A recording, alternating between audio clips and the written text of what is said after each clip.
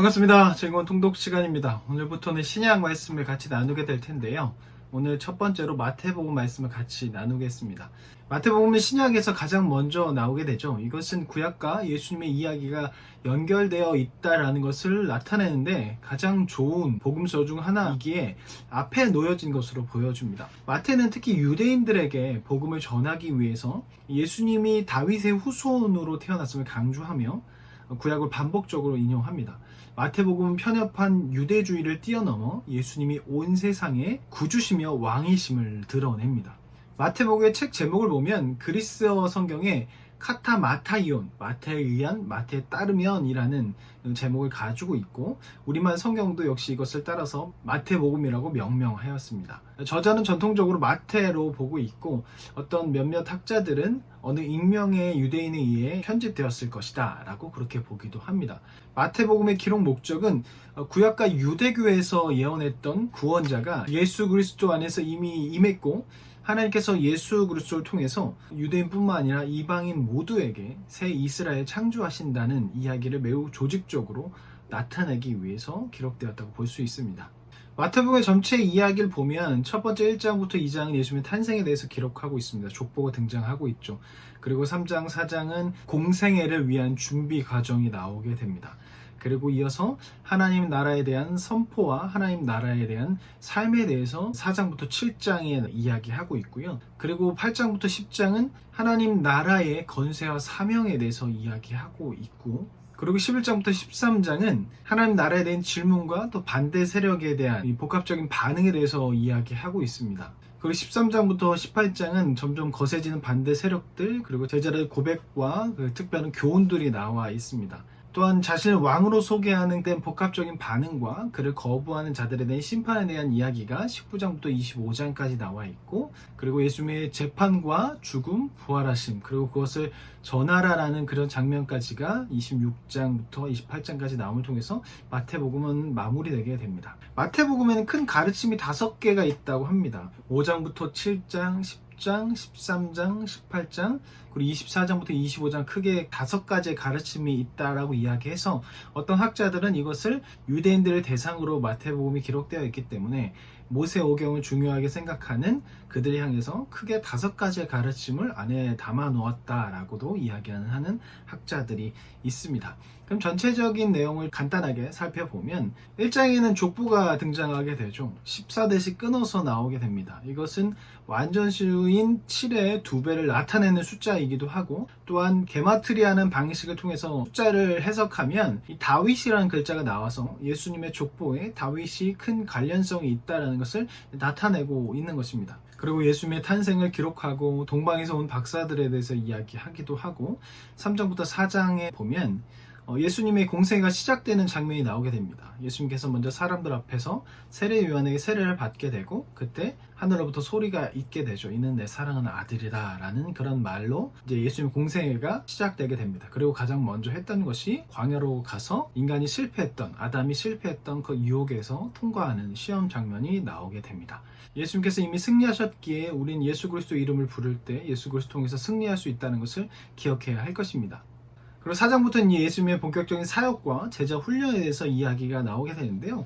그간 우리가 잘 알고 있는 산상수훈이 5장부터 7장까지 나오게 되죠. 그 안에 주기도문도 들어있고 또한 팔복도 들어가 있고 또 하나님의 공급하심 그리고 대인관계 황금률 그리고 실천의 중요성에 대한 것이 산상수훈에 등장하게 됩니다. 그리고 10장에는 예수님께서 12사도를 뽑으시죠. 혼자 사역하시는 것이 아니라 사람과 동역하시는 것을 나타내고 또한 이것을 통해서 하나님의 나라를 선포하는 그런 행위를 하게 통해서 천국이 가까이 왔음을 나타내게 하십니다. 그리고 11장부터는 예수님을 거절하는 일이 점점 심해지기 시작하는데요. 세례 요한이 전파해도 또 예수님이 복음을 전파해도 그것을 받아들이지 않고 배척하는 일들이 벌어집니다. 그래서 예수님께서는 그들 향해서 배척하는 자들에게 심판이 하지만 무거운 짐을 쥐고 살아가는 그들에게 참된 한식이 있을 것을 이야기하시면서 그들을 예수님께 초청하시게 됩니다. 오늘날도 마찬가지입니다. 오늘날 세대를 보면 전혀 다른 세대로 간다라고 이야기를 많이 하고 있습니다. 예수님을 전혀 모르고 관심이 없고 모든 것이 채워져서 예수님 없이도 살아갈 수 있는 세대가 되었다라고 이야기합니다. 나의 모습 안에서 또 우리의 자녀의 모습 안에서 예수님이 과연 있는지 한번 생각해 보고 깊이 고민해 보아야 할 문제라고 생각합니다. 그리고 12장에서는 이제 바리새인들이 예수님의 사역에 대해서 경쟁자로 여기고 그 예수님의 행동에 마음에 들지 않아서 결국 예수님을 죽이려고 처음으로 모의하게 되는 장면이 12장에서 나오게 됩니다.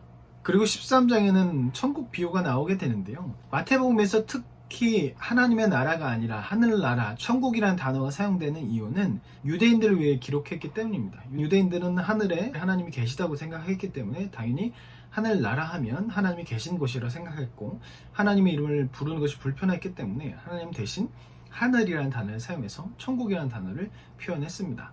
그리고 13장 후반으로 갈수록 예수님에 대한 거세지는 배척이 나타나게 되고 그에 대해서 예수님이 대응하시는 장면이 나오게 됩니다. 예수님의 반대자들, 적대자들은 예수님을 반대하고 배척하지만 예수님은 여전히 자신의 사명을 감당하십니다. 오병이어 사건, 또한 칠병이어 사건도 벌어지죠. 오병이어 사건이 유대인들을 대상으로 했다면 칠병이어 사건은 이방인들을 향해서 하시는 사역이었습니다. 이것을 통해서 예수님께서는 유대인들만을 위한 것이 아니라 이방인 모두, 온 세계 모든 사람을 위해서 구원자로 오셨다는 것을 알 수 있습니다. 16장에는 예수님께서 제자들에게 자신에 대해서 묻는 장면이 나오게 돼요. 그때 베드로가 주는 그리스도시요 살아계신 하나님의 아들이십니다 라고 이렇게 고백해서 베드로가 칭찬을 받습니다.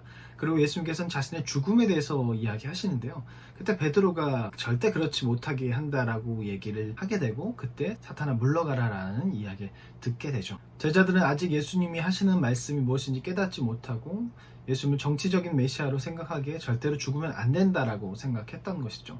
그래서 그 뒤에 나오는 장면을 보면 예수님께서 또다시 나는 죽을 것이다 라고 그렇게 이야기하는데 제자들은 그것을 받아들이지 못하고 예수님이 이상한 소리 한다고 생각하고 자기들끼리 모여서 누가 더 높은 자리에 올라갈 것인가 라는 것을 두고 다투게 되고 그 사건을 가지고 예수님께서 그들에게 낮아지고자 하는 자가 높아질 것이고 높아지고자 하는 자는 낮아질 것이다 라는 이야기를 하시게 되죠. 그 사이에 17장에 변화산 사건을 통해서 예수님이 참된 구원자, 하나님의 아들인 것을 보여주는 장면이 나타나게 되죠. 이것을 통해서 나중에 제자들이 참 하나님의 아들이었다, 구원자였다는 것을 더욱더 믿을 수 있도록 예수님께서는 변화산 사건을 통해서 보여주신 것이죠. 그리고 19장은 이제 유대 지역으로 오시게 됩니다. 예루살렘 근처로 오시게 돼서 거기에 사람들을 향해서 여러 가지 이야기를 통해서 가르침을 통해서 하나님 나라를 보여주십니다.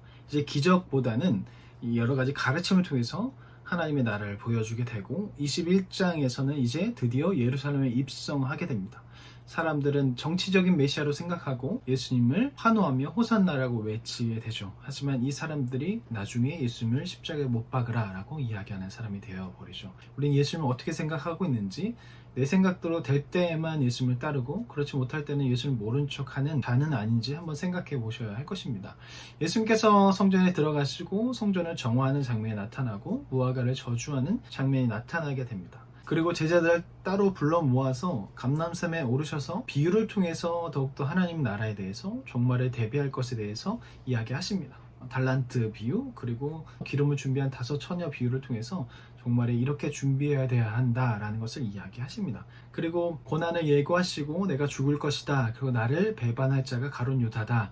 베드로는 3번 부인할 것이다 라는 것을 이야기하게 되고 드디어 가룟 유다에 의해서 붙잡혀 가시는 장면이 26장 후반부부터 나오게 됩니다. 그리고 27장에서는 예수님께서 사형이 언도되고 결국 죽으시게 되는 장면이 나오게 되고 28장에는 새벽에 부활하시고 무덤에 갔던 여인들이 돌아오던 길에 예수를 만나게 되는 장면이 나오게 되고 예수님께서 제자들을 만나셔서 땅끝까지 이르러 내 증인이 되리라 이것을 전파하라 가르치라 라는 그런 말씀이 나오게 됩니다. 그리고 세상 끝날까지 함께 하실 것이라는 것을 말씀하시고 마태복음 마무리되게 됩니다. 우리가 마태복음을 통해서 우리가 끝까지 제자 삼아야 할 것을 기억해야 할 것이고 복음서 하나하나를 통해서 예수님의 사역을 깊이 생각해 봐야 할 것입니다. 나의 삶에 예수님의 가르침이 어느 정도 자리 잡고 있는가? 나는 예수님의 가르침을 어느 정도 알고 있는가? 단지 주일에만 신앙생활을 한다면 우리는 성도로서 살아갈 수 없습니다. 주일에는 신앙인, 나머지 6일 동안은 비신앙인으로 살아가는 모습이 나타나게 될 것입니다. 예수님의 가르침이 무엇인지 말씀을 읽음을 통해서 배워야 할 것이고 또 그것을 삶에서 실천할 수 있도록 우리는 순한 믿음이 아니라 내 신앙을 지키는 데 있어서는 독한 믿음을 가지며 살아가야 할 것입니다. 그래서 주일에도 신앙인, 나머지 6일에도 신앙인으로 살아갈 수 있는 우리 그래서 예수님의 가르침대로 예배도 우리의 삶도 잘 지킬 수 있는 우리가 되었으면 좋겠습니다. 그러면 다음 시간에 뵙겠습니다. 안녕히 계세요.